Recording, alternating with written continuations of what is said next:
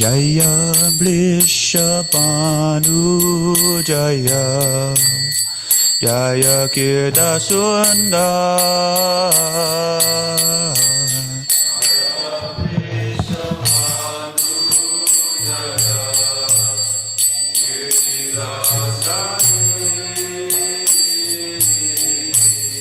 Jaya Parnamasi Jaya Abhiranagari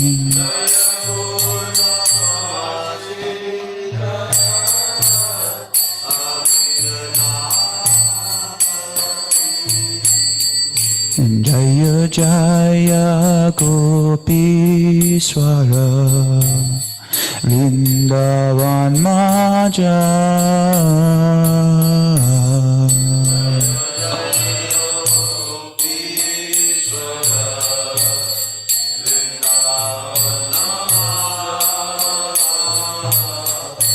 Jaya Jaya Krishna Saka Bhatu Dvijala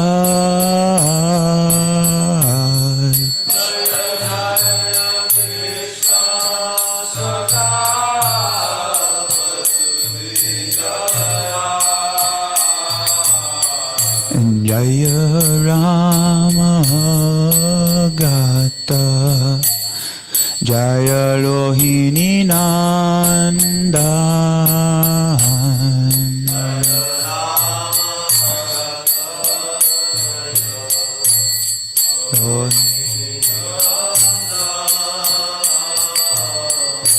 Jaya Jaya Vrindavana Pasijata Jan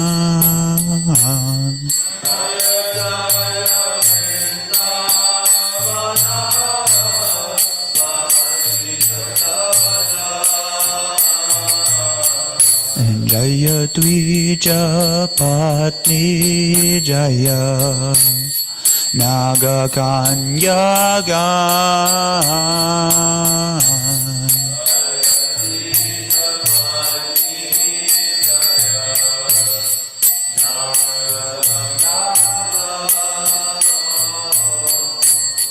Bhakti Tejala Pailo Govinda Chala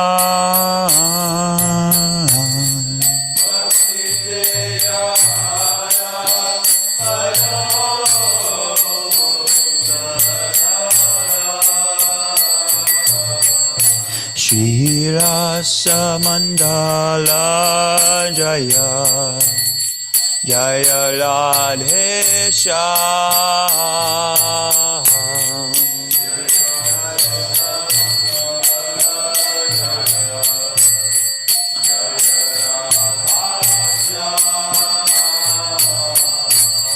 Jaya Jaya Rasa Lila Sarva Manola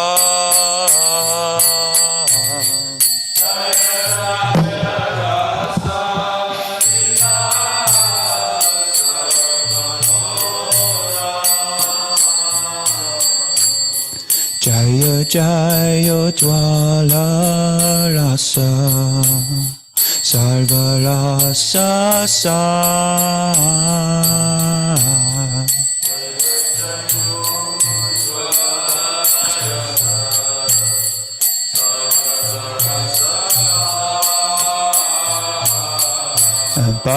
Palakiya Bhave Jaha Bhajate Pracha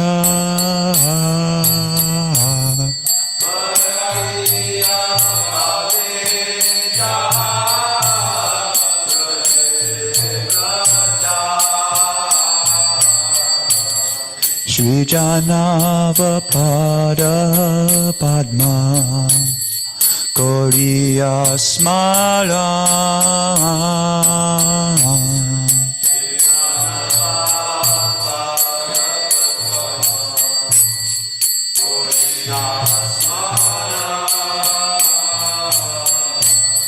Dina Krishna Dasa Kohe Nama Sankirtan.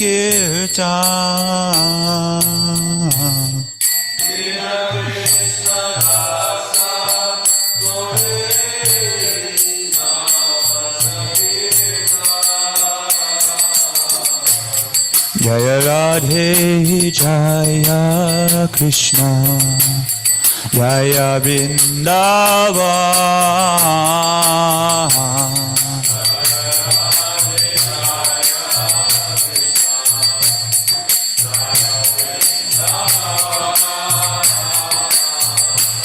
Shri Govinda Gopinata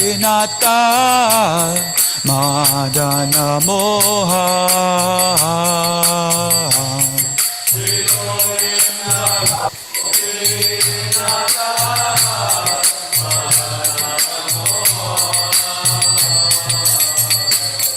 Hare Krishna, Hare Krishna, Krishna Krishna, Hare Hare, Hare Rama, Hare Rama, Rama Rama, Hare Hare.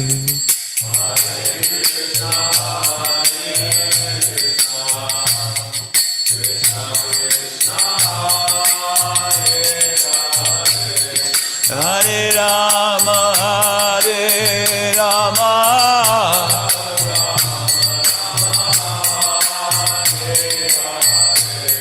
Hare Krishna, Hare Krishna, Krishna Krishna, Hare Hare, Hare Rama, Hare Rama, Rama Rama, Hare Hare.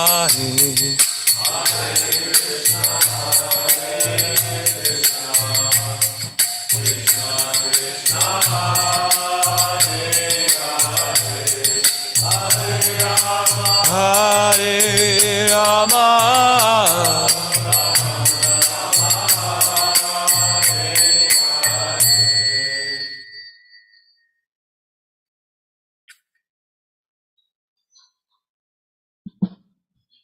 Okay, Srimad Bhagavad Gita as it is. We'll start on page 1 with the introduction prayers.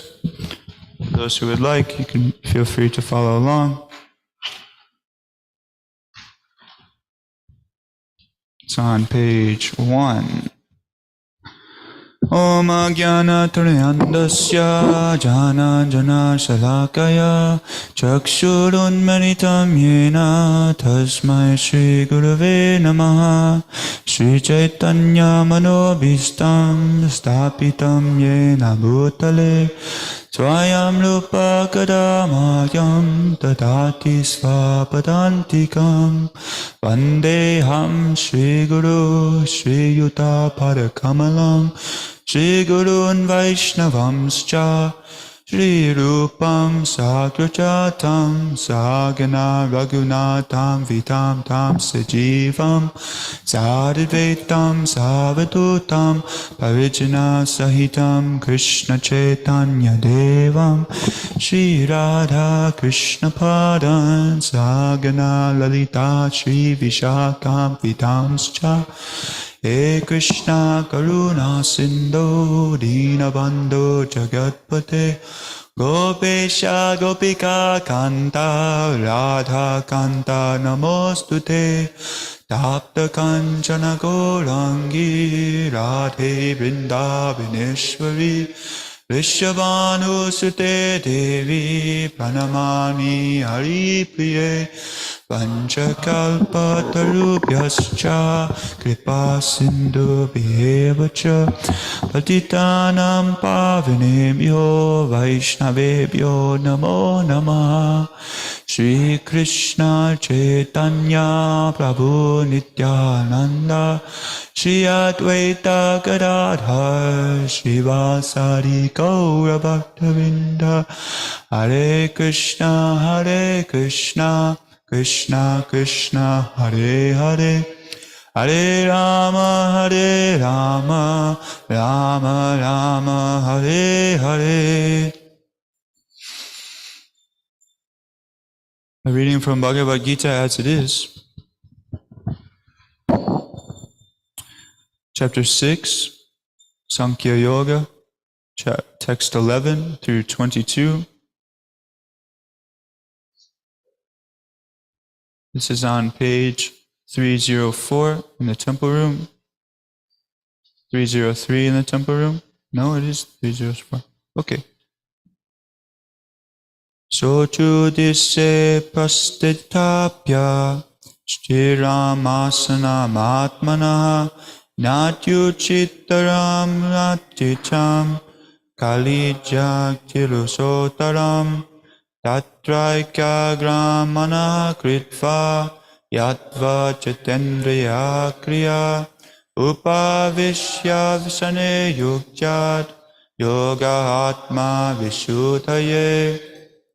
Translation. To practice yoga, one should go to a secluded place and should lay kusha grass on the ground and then cover it with a deer skin and a soft cloth. The seat should neither be too high nor too low, and it should be situated in a sacred place. The yogi should then sit on it very firmly and should practice yoga by controlling the mind and the senses, purifying the heart and fixing the mind on one point. 13 through 14. Samam kaya shiro grivam dharayanachalam stiraha samprakasya nikshikshagram swam dishya chanavalkolyan prashantanma vigatabir brahmachari vratastite manasam yamamachito yukta asitamat paraha. Translation. One should hold one's body, neck, and head erect in a straight line and stare steadily at the tip of the nose. Thus, with an unagitated, subdued mind, devoid of fear, completely free from sex life, one should meditate upon me within the heart and make me the ultimate goal of life. Text 15. Yunja eva satadmanam yogi niyata manasa santim sarvana paramam matsam stitam agijachati. Thus practicing control of the body, mind, and activities, the mystic transcendentalist attains to the kingdom of God or the abode of Krishna by cessation of material existence. 16. There is no Nayat nanastu yogosti na chakata manastanaha na chaiti smapna salisya jagalo naiva charjuna. There is no possibility of one's becoming a yogi, O Arjuna, if one eats too much, eats too little, sleeps too much, or does not sleep enough. 17. Yuktahara viharasya yukta cetasa karmashu yukta snapna vibodhasya yoga bhavati dukkha. He who is tempered in his habits of eating, sleeping, working, and recreation can mitigate all material pains by practicing the yoga system. 18. Yada viniyatam chittam atmanyeva vashishyate nishpraha sarvakamebhyo yukta ichyeta uchata. When the yogi, by practice of yoga, disciplines his mental activities and becomes situated in transcendence, devoid of all material desires, he is said to have attained yoga. 19. Yatadipo nivatasto nengate sopamasmrita yogino yato cetasa yogyato yogamatmanaha.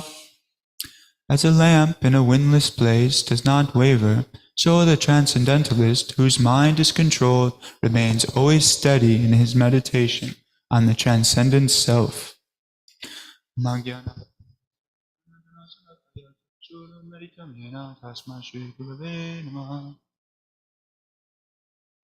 Okay, we'll go back to text 11.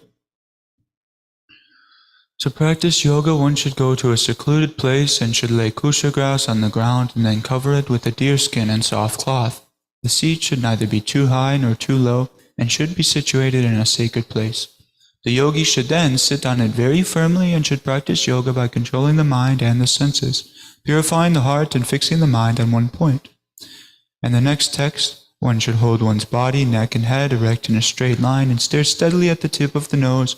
Thus, with an unagitated, subdued mind, devoid of fear, completely free from sex life, one should meditate upon me within the heart and make me the ultimate goal of life.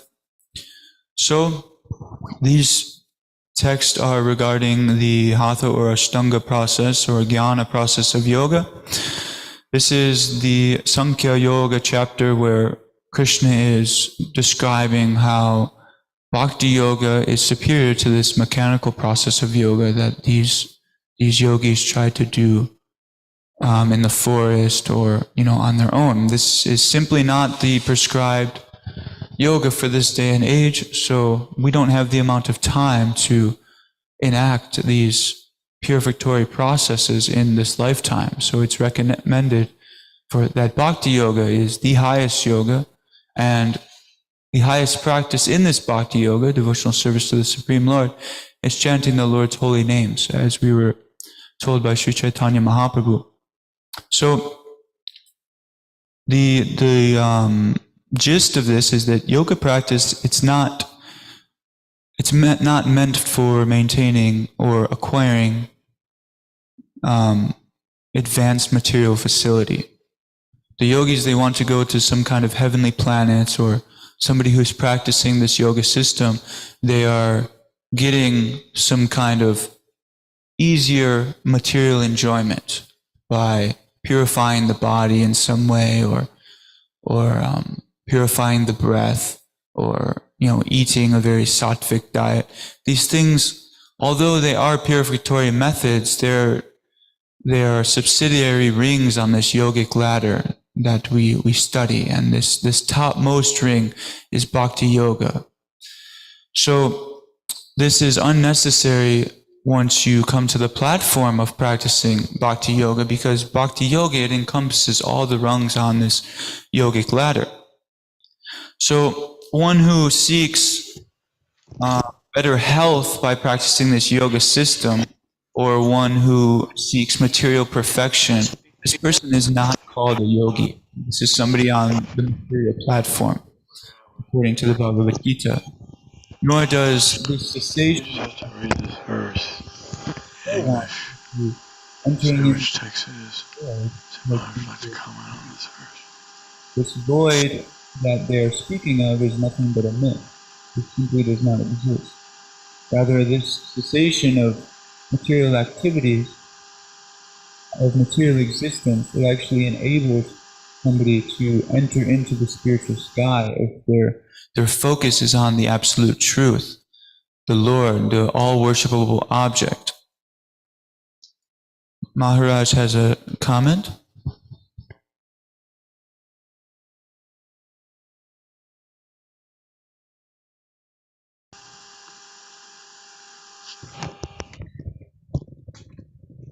Hare Krishna. Maharaj has a comment on text 19. I'll read the... Can you please speak into the microphone? As a lamp in a windless place does not waver, so the transcendentalist, whose mind is controlled, remains always steady in his meditation on the transcendent self. This is a quality of a real yogi, is that he can keep his mind fixed on the object of his meditation. And it's much easier to do that with a person. You can meditate on the person rather than just some energy or something like that. So it's not personal. It doesn't have form or any attributes or characteristics. How can you meditate on something that has no characteristics? Whereas we learn from the Vedas how the devotees are thinking of Krishna's form, what he's wearing, how his hair is, and the gopis are simply absorbed in thinking of his beautiful face and his sound of his flute, and there's so many things to think of when it comes to Krishna. It's not just Krishna, his form, but also his name. So sometimes the devotees remember his name, sometimes they remember his form, sometimes they remember his teachings, his service, his devotees, his pastimes, his prasadam. All that is Krishna. Krishna is not just the personal form, but even the super soul in the heart of every living entity. So this is the best way of yoga. That's why this is called the best yoga system, because it's the easiest to perform. One doesn't have to do it only 15 minutes a day. Sometimes they try to do meditation for 15 minutes a day. But the devotees are practicing meditation in Krishna 24 hours a day, always thinking, Satatam Krishna. Smartavyam Vijaschi. Smartavyam Satatam Vishnu. Smartavyam Vijaschi. There's two important things. One should always remember Krishna and never forget it. This is the process. Devotional service, and it's especially easy by chanting. Chanting helps to fix the mind on Krishna in all circumstances. Thank you.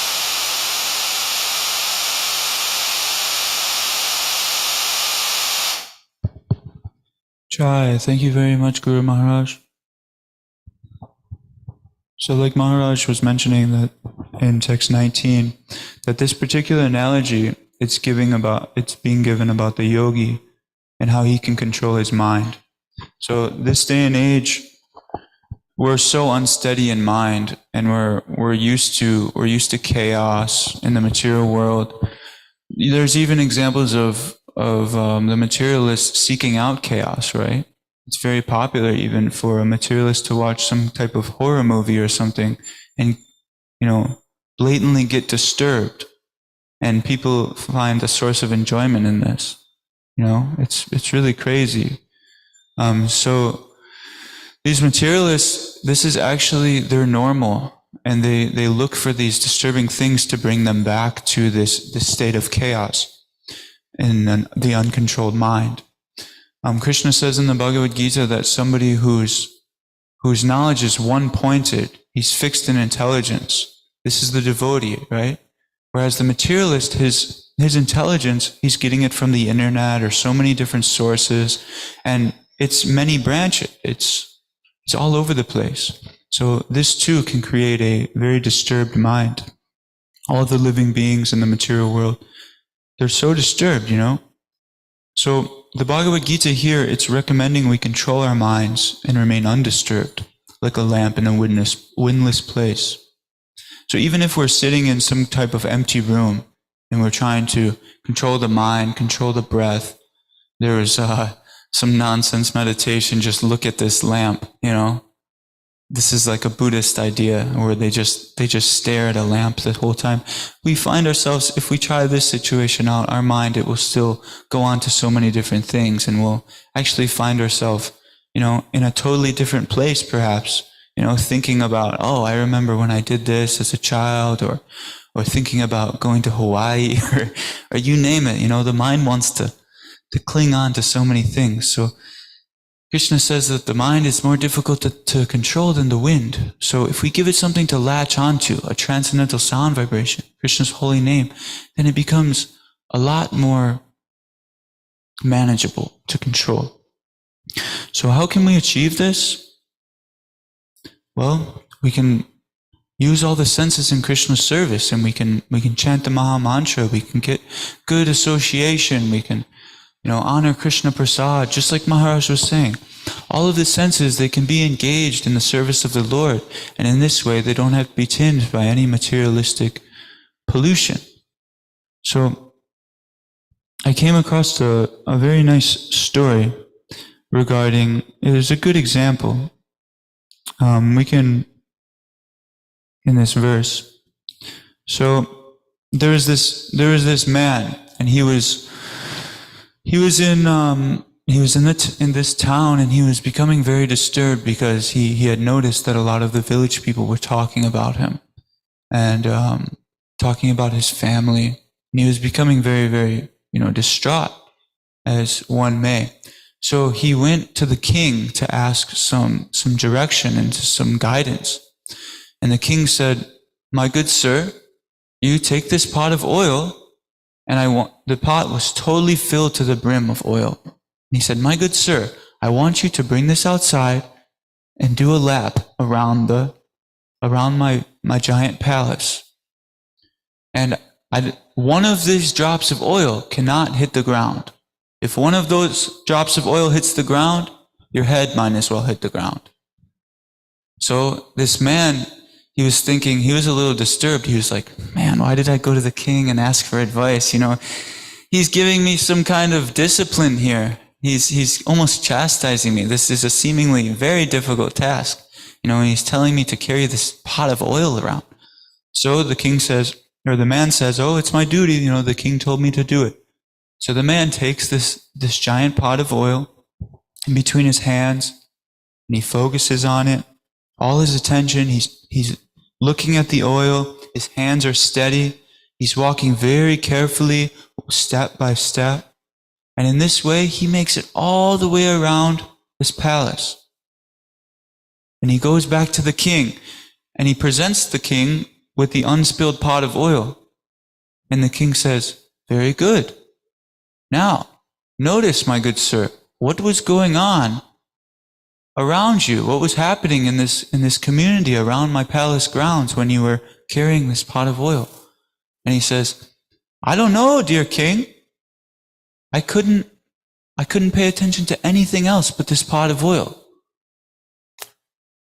And he said, "Yes, this is what I wanted to show you. Somebody needs to be fixed in his determination. He needs a goal. And he needs to be unwithered in that determination of achieving that goal." So us, practitioners of Bhakti Yoga, we know that our lives are meant for going back to Godhead and for, while we're here, serving Krishna to our topmost capacity with our God brothers and God sisters. So this is the goal. Chanting his glories, honoring prasad, nice association, like that. All of our senses can be utilized in this goal. And in this way, if we are so fixed, if we are so determined on coming to this end goal, none of these other things can disturb us, like these people talking in the village. So the moral of the story is, if one can be very fixed in his determination, if he can fix his mind on the lotus feet of Lord Hari, like a lamp in a windless place, then he can attain the ultimate goal. So it's a very nice practical story in relation to this verse. Okay, we were, I think, on text 13 before Maharaj made his comment. So we will resume there. 13 and 14 I had read. So text 15. Thus practicing control of the body, mind, and activities, the mystic transcendentalist attains to the kingdom of God, or the abode of Krishna by cessation of material existence. So this cessation of material existence, it is not like these impersonalists think. It is not that we just sit in some secluded place by ourselves. We stop talking, we stop moving. Mona Baba, right? They just take a vow of silence. This is not the highest thing. Bhakti Yoga is far superior to these things. And it is not that we artificially renounce the senses of the objects of the senses. It's not that we're cutting out our tongues because our tongues are giving us problems. It's not that we're plucking out our eyes because, our eyes are giving us so many problems. Of course, maybe some of the Vaishnavacharyas have done this. One in particular, Bilvamangala Thakur. If anyone doesn't know the story, does everyone know the story of Bilvamangala Thakur? Jill, you don't know the story? Oh, Bilvamangala Thakur, he was a great Vaishnava saint. And, he had some problems with lust for the female form. And he was I'm going to have to paraphrase a bit, but he was really having some problems, and he prayed, Krishna, please, I never want to have these lusty thoughts again, because he was acting on them, and he just, with a prostitute, and he knew he was degrading himself like anything, and so he said, I'm going to go to Vrindavan. I'm going to renounce this horrible material existence, and I'm going to go there so he started on pilgrimage to Vrindavan. And on his way to Vrindavan, he came across some devotees who were touching, who went down to touch his feet and were honoring him like anything, some grihastas. And he saw the grihasta man's wife, and he was very attracted to this Mataji still, even after saying, these lusty thoughts, I don't want to have anything to do with them anymore. So he was enticed by this woman, and the man said, the grihasta man, he said, my dear saint, is there anything I can do for you? And Bilvamangala Thakur said, yes, I would like to enjoy with your wife. And this grihasta man said, okay, come to my house. I see you're a great saint, you're a great renounced person. And he led him into his house to enjoy with his wife, and he got in the room with the wife, and if I'm not mistaken, the wife said, if only you had this attraction for Lord Hari.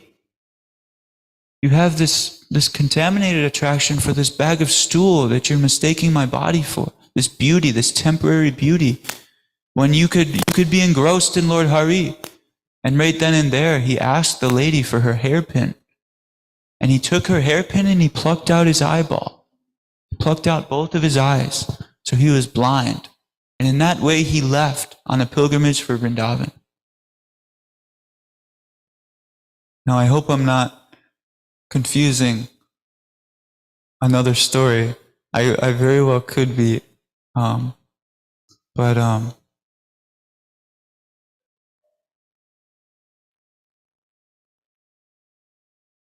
Right.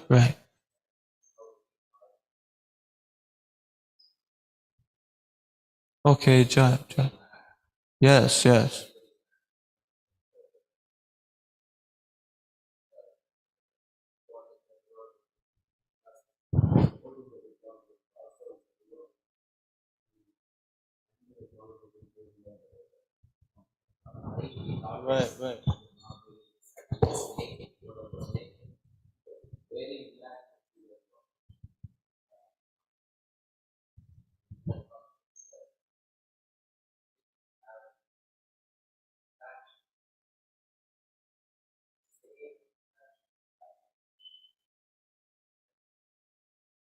Yes, Jai. Prabhu knows the story very well.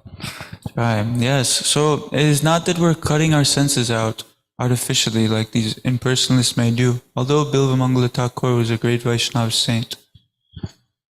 So moving on from text 15 to text 16, the text read, there is no possibility of one becoming a yogi, O Arjuna, if one eats too much, eats too little, sleeps too much, or does not sleep enough.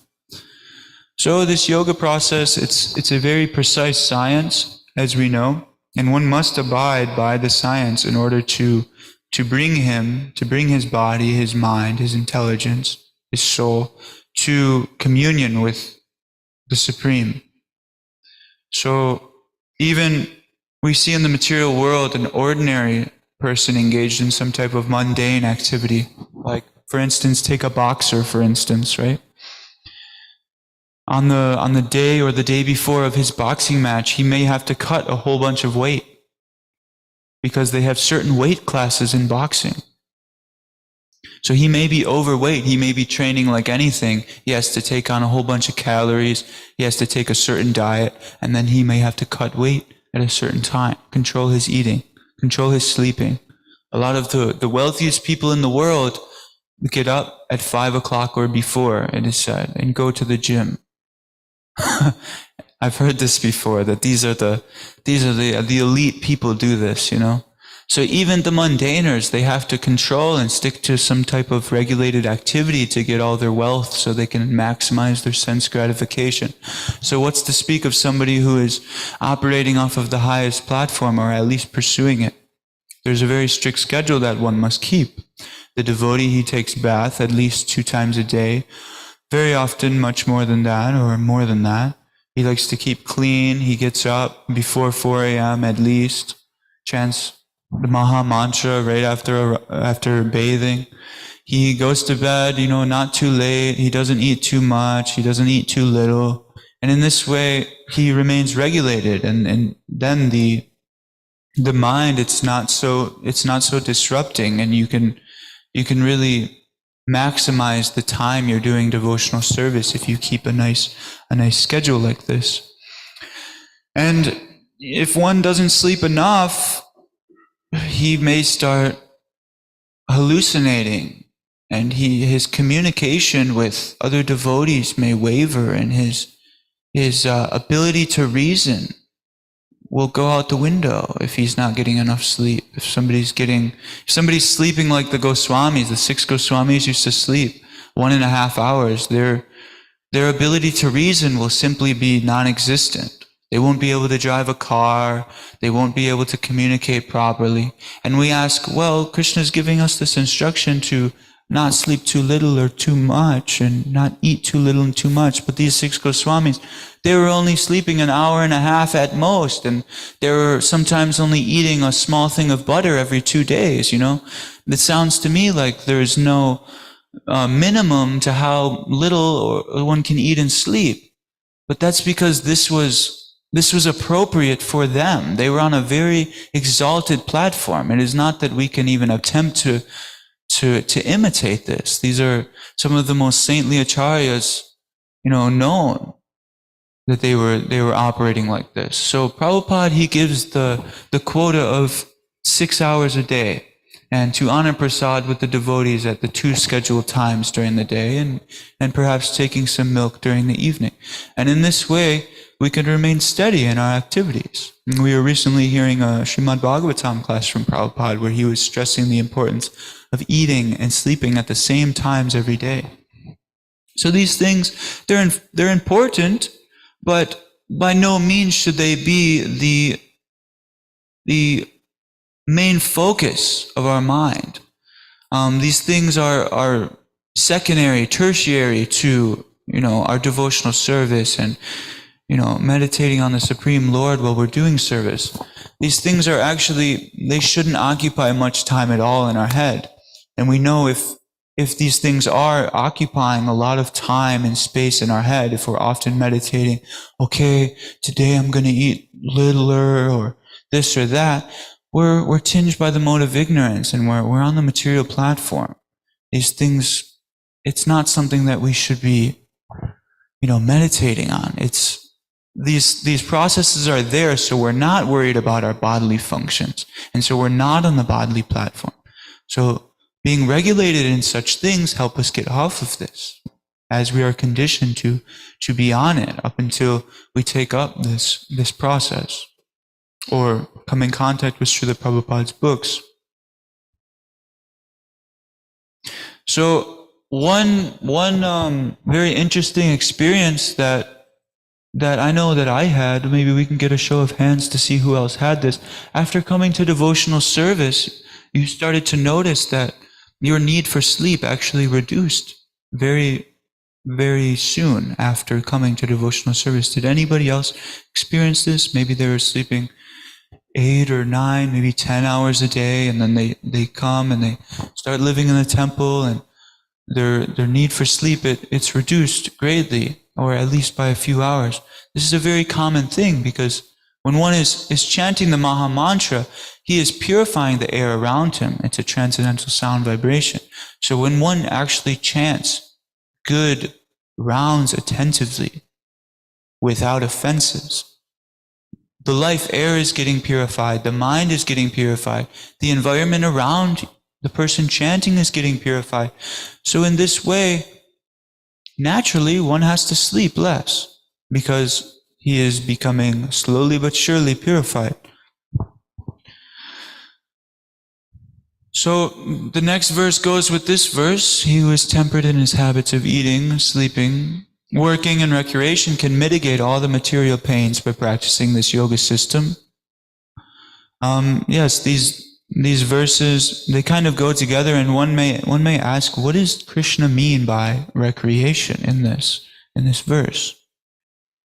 Well, he's not talking about let me regulate how much I'm playing basketball, how much I'm playing football. I'll read some scriptures, but I really like to skateboard still, so let me just regulate those things, regulate these material recreations. No, this is not what Krishna's talking about. He's mainly talking about eating, sleeping, mating, and defending when he's speaking in this verse.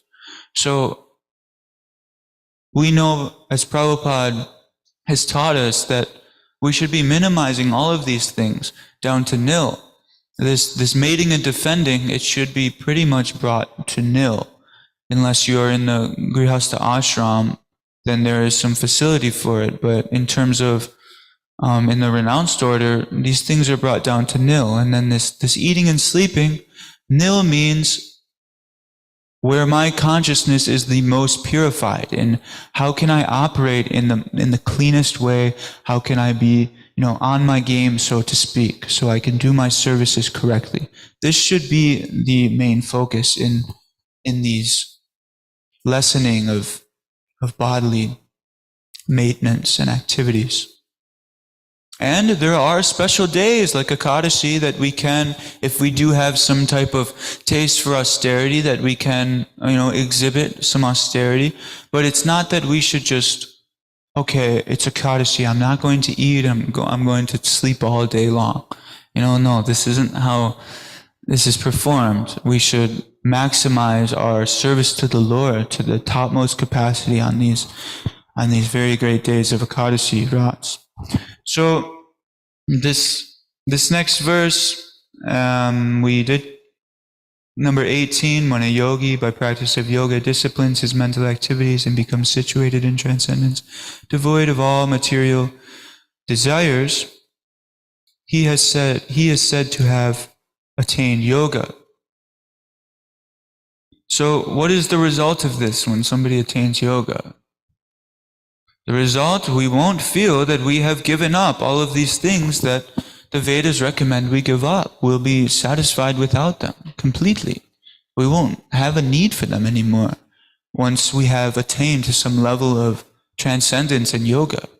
There are many activities that we were engaged in that were not suitable for God realization and the ultimate goal of life. And due to coming in contact with Srila Prabhupada's books and his devotees in this ISKCON movement, we have been able to give them up and take this up full time, without deviation, hopefully.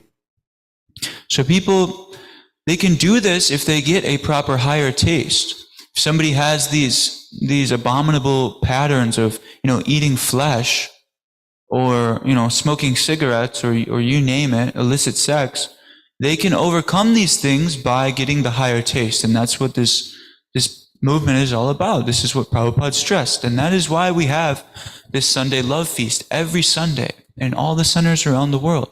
That is the main goal of these Sunday Love Feasts, is to distribute transcendental knowledge in Krishna Prasadam and engage newcomers in being able to chant the Lord's glories so they can properly engage their tongue in a higher taste.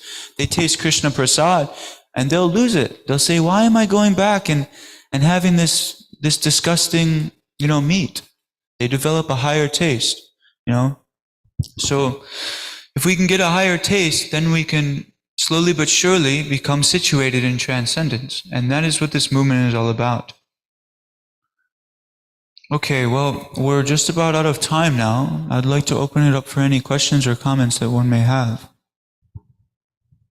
Bhattaji.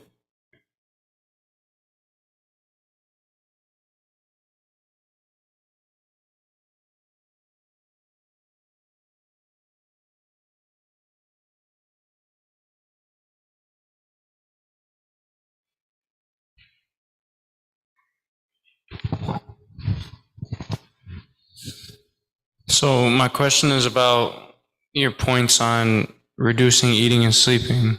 I've been trying to do such things because just because I want to enhance my devotional service, but also like I don't really know how much is too much or how much is too little, of eating and sleeping. So what is the recommended amount of food or amount of sleep that one should take, like based on their own body type or based on, that kind of thing? Thank you.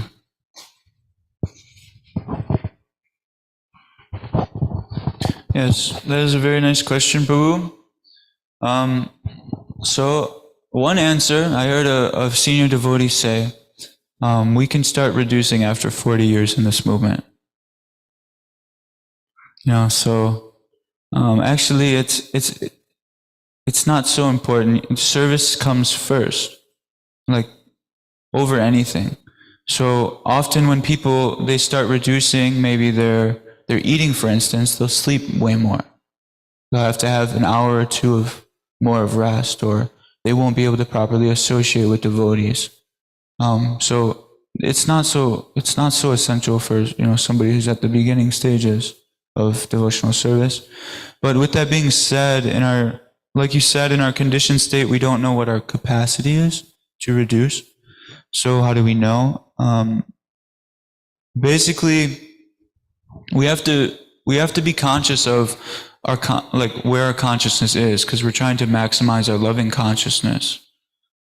So basically, you don't want to forget Krishna, at any time of day. And if you eat too little, then you'll maybe think, oh man, I hope they make pakoras today for lunch, or man, I hope there's a nice sabji, where we shouldn't really be thinking about food at all. Like, we should be honoring Krishna Prasad, but besides the scheduled times, those things, shouldn't really pop into our head.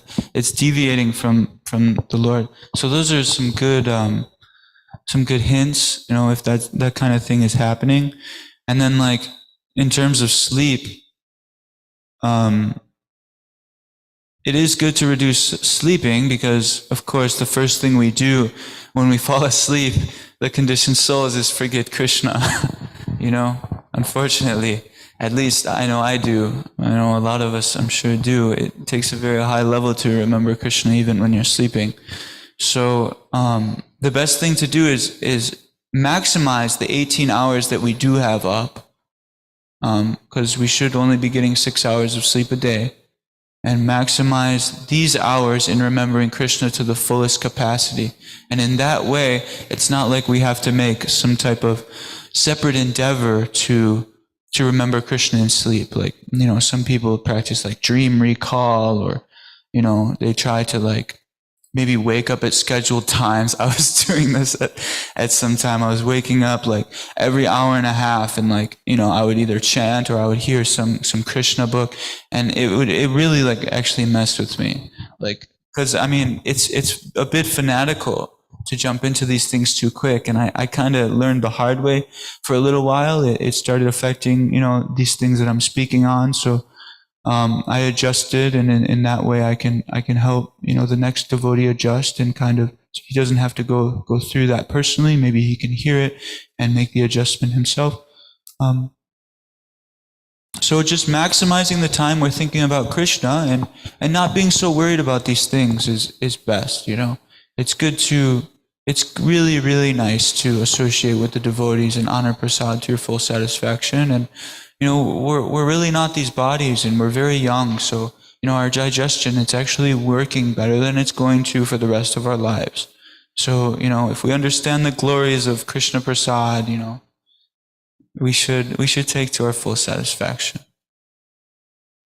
Okay, does anyone have any other comments or questions?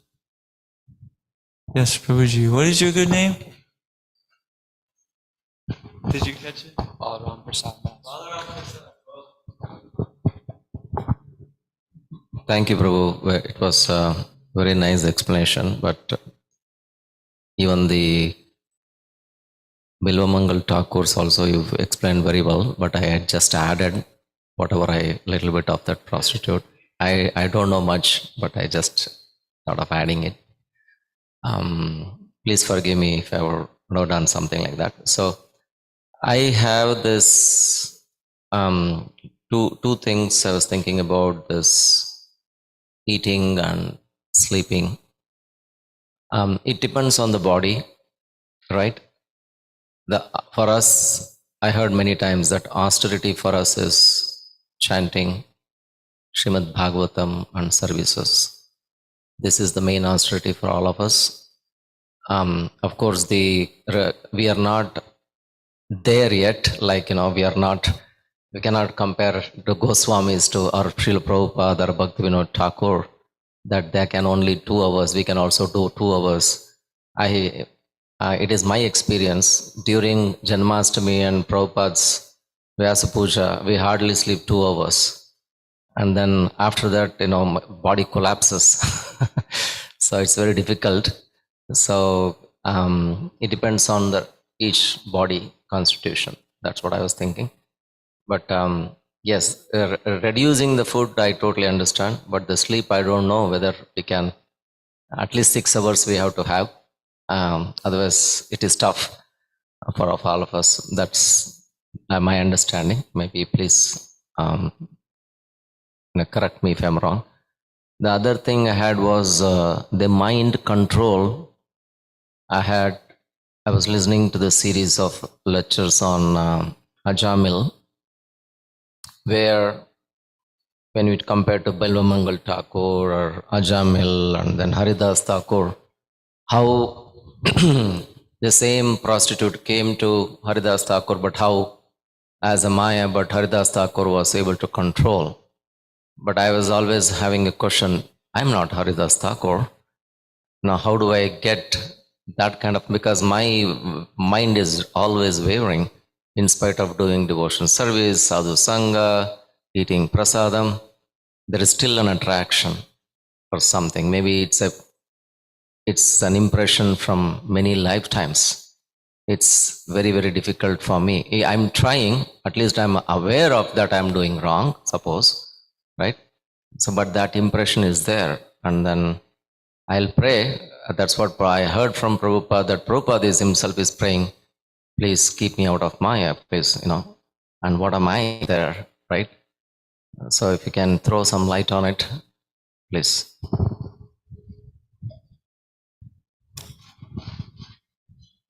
Thank you, Prabhuji. Well, prayer is very important in this regard. Like you said, even Prabhupada would pray every day to you know, please, dear Krishna, please keep me away from Maya. Please keep me out of Maya. And something else that comes to mind is there's a verse paraphrasing in the Gita that even if my devotee he commits the most abominable of acts, still he is forgiven and he is considered my devotee. Is very, very dear to me, you know. So Krishna sees where our heart is at. Of course, we shouldn't take this lightly, you know. But Krishna, he's very, very compassionate, and he's our best friend. He's our ever well-wisher. I'm not so advanced, you know. I still struggle as well sometimes with these things. And if we give the mind proper engagement, just like this story about the man with the oil, then these things, they will pass. So we can't let the mind attach to them. And as soon as they come into our mind, oh, look at this form. Oh, look at this, look at that. We must immediately give it proper engagement. Give the mind proper engagement. Give the body proper engagement. And in this way, we can overcome, these things.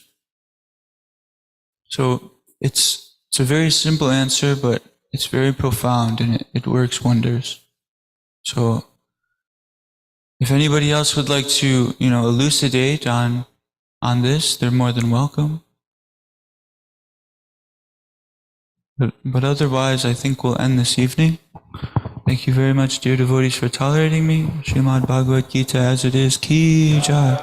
Srila Prabhupada ki jai. All glories to the assembled devotees. Pancha Kalpa